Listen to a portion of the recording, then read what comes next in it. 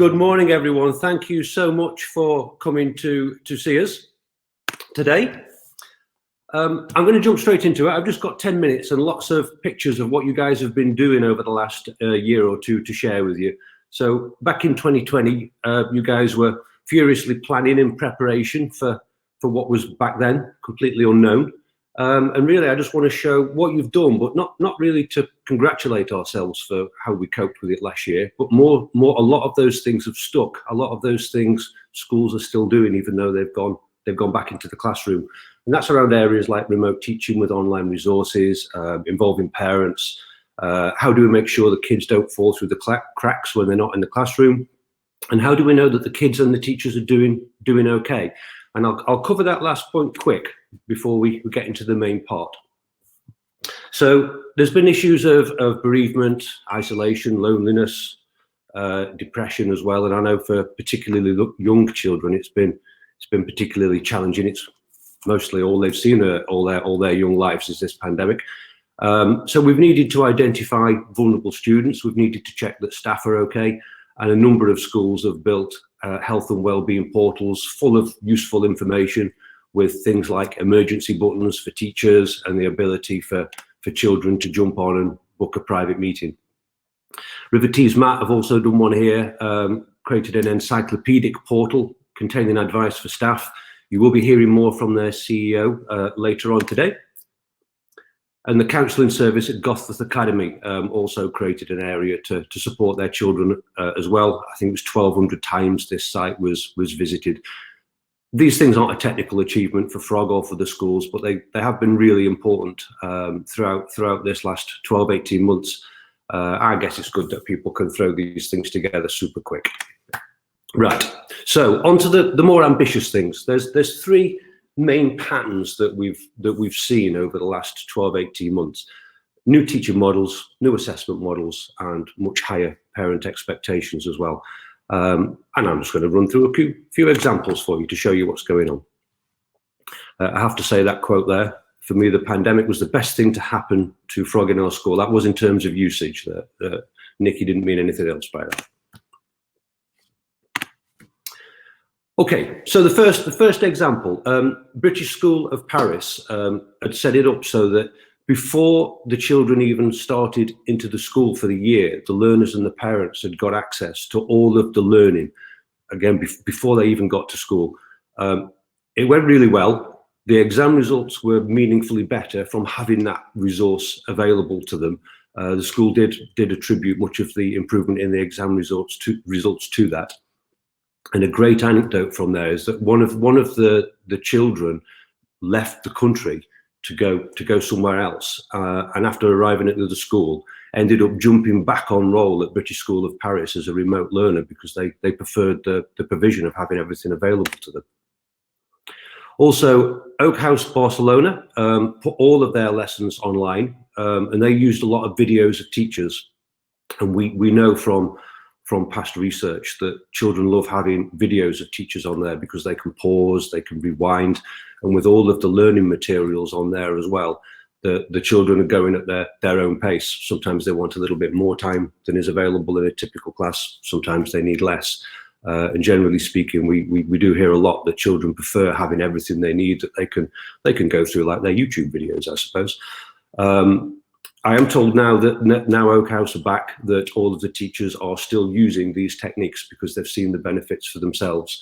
And in all of these examples, as we've gone through the lockdowns, Frog's typically been used by a few enthusiastic enthusiastic teachers in schools that drive it. And obviously during this process, every teacher's got involved in these schools because they've had to do so. So it's been a bit of a crash course for them in these kind of technologies, but they have seen the benefit of using this kind of stuff. Winston Churchill School, before the lockdowns, John Parsons there had got a good bank of their learning materials onto Frog anyway. He's a strong belief in that, and he'd got that ready to rock beforehand. And because of that, their journey through this was obviously maybe a little easier than many others. During the lockdown, John's then made sure that every single thing that the teachers did, be it an assignment or some extra content that was built, everything was built for the long term, not just for the lockdown. So it was properly set up. It tagged it with various curriculum objectives so the kids could get to it with a very long-term view. And really, this is the most important bit to me, I think. Again, a quote, last year we worked to get all the sites on Frog populated for every lesson, ready for the start of the week. It isn't easy to do. It is a lot of work. But now this year we can simply tweak what's already there. And this is what it's all about, really. And I know it's not easy to do in the first instance, but once it's there, three big things happen. Number one is that the children and the parents have got genuine 24/7 access to everything they need. And as you'll see later on, when we can give them information on where their weak areas are through assessment, they've got all the tools they need, really, to take ownership of their own learning. We also see that teachers focus more on tweaking and improving a central bank of resources rather than maybe sourcing them. And the third area is the level of sharing between teachers goes up as well, because all of the learning materials are available not just to the kids but to other teachers. So to be clear, it is work to set this thing up, but once it's up, the reduction in teacher workload can be significant. And I think the important thing here is that most of you guys have had to do this in some form or other. You've got it there, ready to go. I think that's it for that bit. The last thing really is that think of this, if you were using assignments in Frog, that's maybe transactional. But once all of the learning materials and everything are online and anybody can get to them whenever they need them, it becomes more transformational inside the school. And we have a lot of examples of that happening. Okay, super quick on to new assessment models. It's undoubtedly been more challenging to check up on your kids when they're not in the same classroom and they're sat at home. Again, this is Winston Churchill as a great example. They've been using Frog Progress to make sure that kids aren't falling through the cracks. They've had an idea, as you can see there. If it's purple, work on it. So for all of the things that the children need to look at, if it's marked as purple on there, the kids need to know to go get on with it. And bear in mind, Winston Churchill had got all the learning content on there. They were given the area they need to look at and the resources to be able to go do that. It's a really simple but powerful principle, really. Put your learning materials online and then show the kids where they need to focus their attention.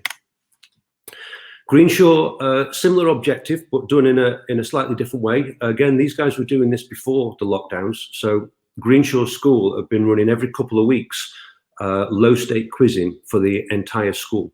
And what they do is they give the kids a load of, low-stake questions that cover everything they've done over the last few weeks for every single subject. And it gives a diagnosis, if you like, of where any children are struggling. It highlights common misconceptions. Children are given the results of those quizzes the following day, and then any areas are picked up in class during the next 2 weeks to make sure everybody's rocking and rolling. And as you can imagine, that process became infinitely more powerful during lockdown. Last area we've got is, whether we like it or not, I guess, there are now higher expectations from parents. They've been able to see the work that the kids are getting, how they're getting it, how the kids are coping with it, and they've been very much involved in their children's education career over the last period. Some have become key parts of that process, but everyone's really had the chance to observe it. And it's brought a great opportunity for those that want to grab it to bring some more enthusiasm and ambition to that. And I guess the key thing here is that we know that children who've got parents that care about their education do better than those that don't. So there is an opportunity here for us to grab that. So Vincents School did this by sharing the learning materials with mum and dad, and then getting mum or dad to take a photo of the work that the kids have done using Frog Snap, which then goes onto the little timeline thing you've got there. And then the teachers will put comments and encouragement underneath that. And that went so well, and parents got so involved that now the kids have gone back into the classroom. That's flipped over, and now the teachers are taking photographs of the kids' work, and mum and dad are commenting on it.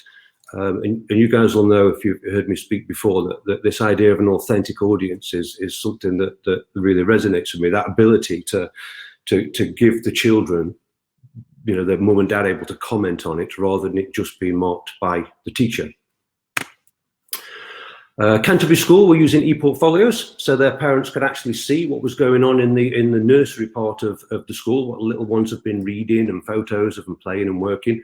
Parents liked that so much that they then drove more and more stuff to go into this, and now every aspect of their daily life exists in that Frog Learning Journal. It's helping with peace of mind for staff and for parents, but as an independent school, obviously this service has been a point of real conversation and differentiation. Similarly, Arbor School, these guys are in a really competitive part of the world, and they've been constructing a parent portal for the same reasons. These are all around classes, so each individual class has got their own portal. And the key to success of that really for them has been taking everything that was all over the place before, manual processes, other computer systems, and putting everything all into one place. And as you can see, it looks pretty good. So that's what their parents log into, and everything they need is in that one place. Mandy, the Director of Studies from there, is talking later in this panel discussion. And last one, Oakhouse in Barcelona are sharing all their teaching and learning resources directly with their parents, to the point it's now become an expectation. They've embraced this school parent partnership completely. They're now setting things like events and competitions for the parents as well to get them more embedded. So really, whether you're trying to inspire them to get more interest in what the children are doing, or you're giving them what they're demanding, really, because many schools, parents are demanding that. Strike while the iron's hot, I guess. We do have more parents engaged with us than we have for some time, from what I hear. So the last thing to say, really, I guess, is that a lot of teachers have taken this in their stride. They're very used to this, but a lot of them this is fairly new to. And it has been a challenge, but I'm delighted to say the feedback we've got is that even for those teachers that maybe wouldn't have engaged with it too much previously, they've seen the benefits of it, and they're continuing to do it when they've gone back. And I think this slide, I showed you this one earlier, but I just think it describes it so well. They put the resources all online. It wasn't easy, but now everybody's just tweaking it. And I see this as a real opportunity today, because most schools have built up this bank of resources, and it isn't easy. And that just includes your assignments as well. Any assignments that you've sent out, they're still recyclable resources. And it feels like now, as we go into the classroom, and I know most of you are doing this, to hold on to them, to tidy them up, to share them, to get into that habit of having that resource available. It genuinely can be transformative. Or we can let it slide away as we just head back to the classroom, and it would just seem a real shame to do that. So I think if any of you have got this together and you're wondering how to keep hold of it and how to get more from it, give us a shout. We have seen some fantastic benefits of this happening. Give us a shout. We'll help you through it. Seems like too good an opportunity to miss. My 15 minutes are up. Thank you very much again for coming, everyone. I hope the rest of the day is enjoyable for you.